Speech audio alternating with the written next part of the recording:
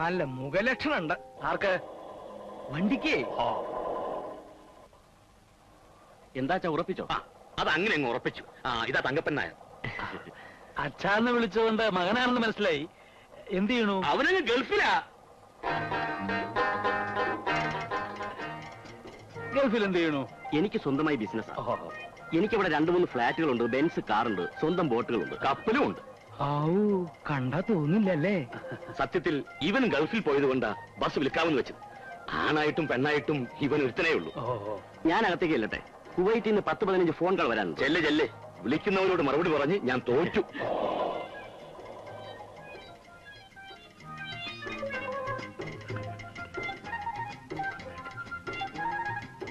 മകൻ കല്യാണം കഴിച്ചതാണോ? ഹേയ് അല്ല, ആലോചനകൾ പലതും വരുന്നുണ്ട്. പക്ഷേ ഒന്നും അങ്ങ് മനസ്സിൽ പിടിക്കുന്നില്ല. അപ്പോ ഞങ്ങൾ പോയിട്ട് ഇനിയും വരാം.